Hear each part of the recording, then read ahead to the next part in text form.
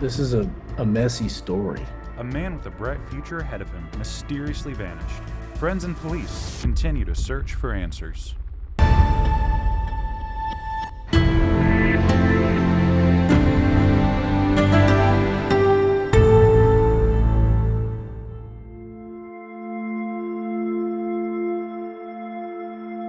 Deep in the wooded areas of Jonesboro, friends spend their days searching high and low. Searching for a friend gone missing. 34-year-old Brandon Blancett. We want to see Brandon come home. Brandon grew up in the Hazen, Desark area of Arkansas, a people person who his friends described as the most likable guy you would ever meet. If you've been around Brandon at all for, 10 minutes, he's the most likable, witty, funny guy you would ever meet. Someone his closest friends considered a brother. It was hard not to fall in love with him. One of those friends, who asked to stay anonymous, said he had a certain fire in him, a biblical calling. And he was on fire for the Lord at the time. And, he felt like he was called to be a pastor. And I was happy and I was excited for him. This is video of Brandon at Journey Jonesboro, a local church, as he's getting baptized. In the video, he talks about the demons in his life that led him to this very spot. When my father took his life in January of 2015, I ran back to the only coping mechanism I ever knew. I started using drugs again, and it justified my drug use because the drugs were my prescriptions. He had his demons, and, we all did through college. But Brandon, if you're around him long enough, he's got an addictive personality. And a clean start, a new calling, and even a happy relationship. Life seemed to be going well for Brandon. Well, that is until October 10th, 2021. In the nice little neighborhood of Wildwood Point, a night in with his girlfriend seemed to take a turn for the worse. The weekend prior to this, he had a relapse. She told him she was done. If he wanted to continue doing drugs and relapsing. The argument escalated, resulting in Brandon storming out. Now, according to his friends, Brandon left around 4:26 to go to another girl's house. And according to them, she even said he was not himself. And I'm not exactly sure what his motive was of going over to her house. She said that she was very worried about him because he came over, he was kind of speaking erratically. Whatever he said really worried her. Shortly after 7, his friends say Brandon returned to the house in Wildwood Point. We have video from a neighbor showing where Brandon had pulled in her driveway. But his stop didn't last long. The girlfriend, who kept her mom in the loop during this whole situation, said Brandon had left again, this time shortly before 8 o'clock, and from that point, he vanished into the night. And so after 7:55 on the evening of Sunday, we have no clue what happened. Days went by, and no one heard from him. By the next morning, he had vanished, like a shadow into the night. Now, for those who knew Brandon, incidents like this weren't out of the ordinary. At first, I didn't believe it, and then I was just like, well, he's had an episode before where he was gone for like 3 days, and he eventually came back. When he did that, you didn't hear from him for a few days, sometimes even closer to a week.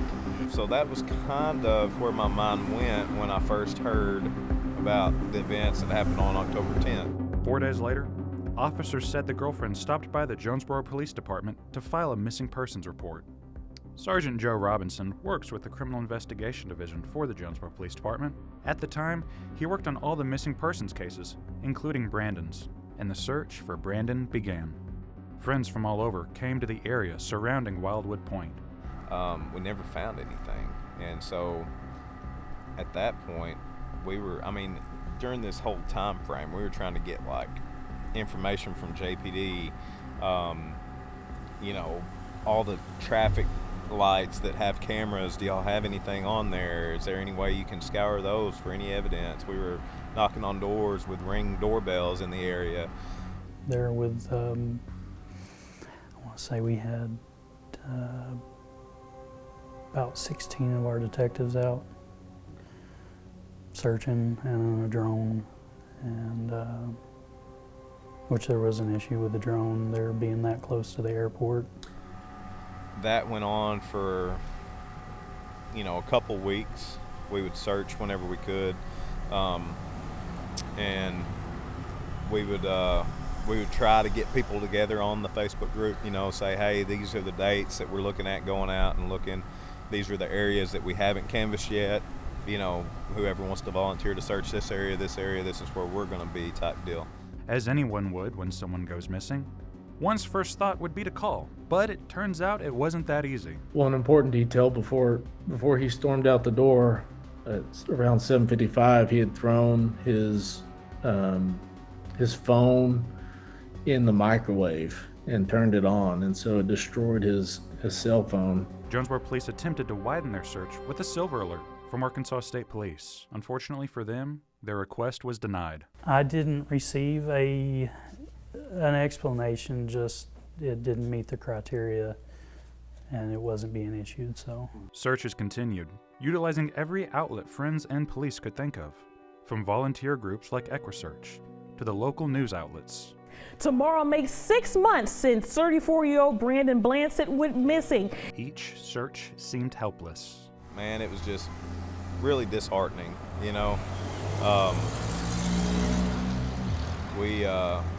We looked a bunch of times all over, everywhere we knew to look, basically.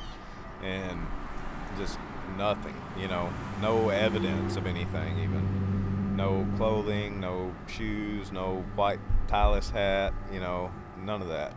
With each passing day, more and more people became aware of Brandon's disappearance. With more eyes on the case, theories began to circulate. There'd be 1,000 theories you could come up with in this case, and was there more to him going missing? Some thought maybe the girlfriend did it, pointing out she didn't go straight to the police, but instead waited 3 days to file a report.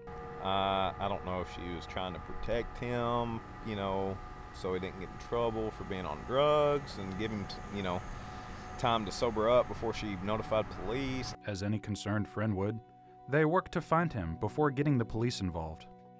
People are throwing a lot of shame on her for doing that, but at the same time, we knew Brandon had done stuff like this before. And so before we freak out and maybe potentially call the cops and get Brandon in trouble, let's make sure this is for real. He is missing. But a man simply going missing didn't seem to make a lot of sense for people.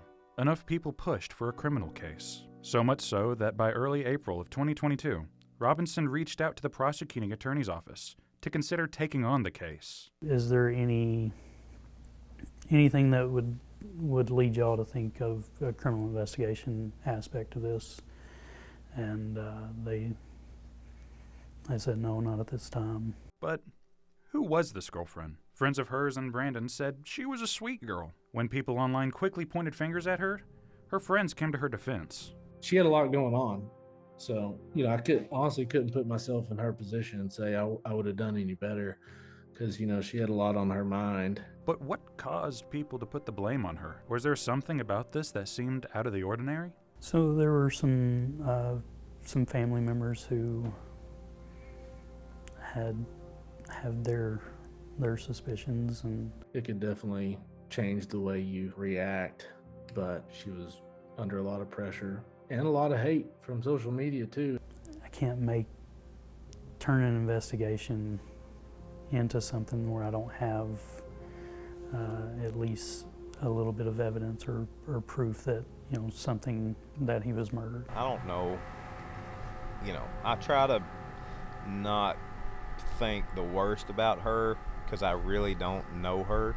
But at the same time, man, I would be trying to do everything I could to bring, my boyfriend back home, whether we were fighting or not, at the time. We reached out to the girlfriend several times to see if she would like to comment. She didn't answer or return our calls.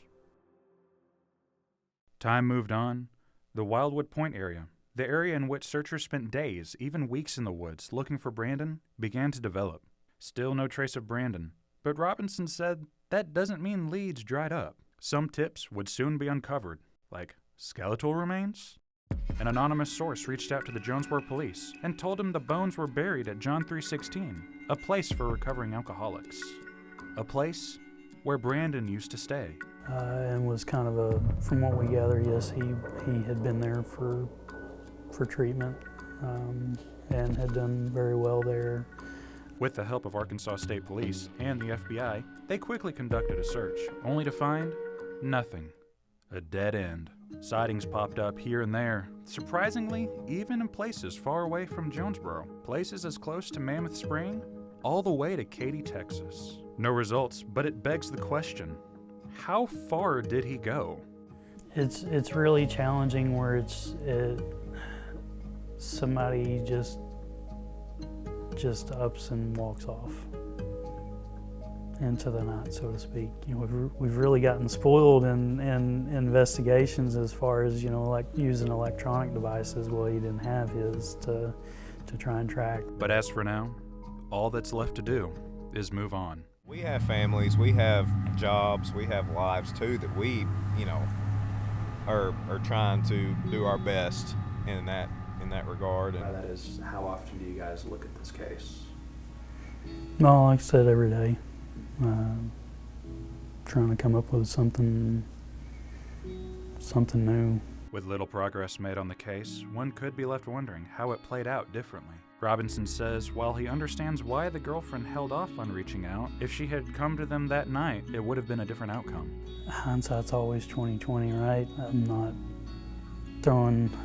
throwing blame at people, but yes, it does help out on missing person cases to get them reported as soon as possible. But her friends, however, would disagree, saying police should have taken this more seriously. I feel like they dropped the ball on this one.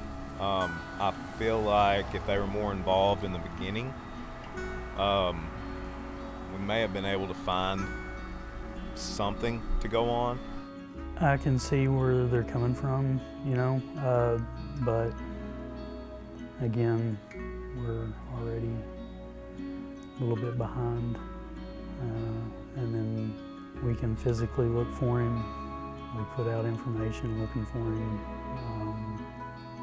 We can only go so far. Even years after that fateful night, everyone holds out hope that Brandon may come back one day. And with each passing day, the love and hope may be the only things left to hold. If Brandon was trying to, you know, stay gone for a long time, he would have came back by now, I promise you. He couldn't stay quiet but for a week. I'd give him a hug, man. He's got a lot of people here that miss him, that, you know, care about him. I can always hope that he's still alive. You know, hope he's down in Florida on the beach. Whatever the case may be, one thing remains. Sometimes there just aren't any easy answers.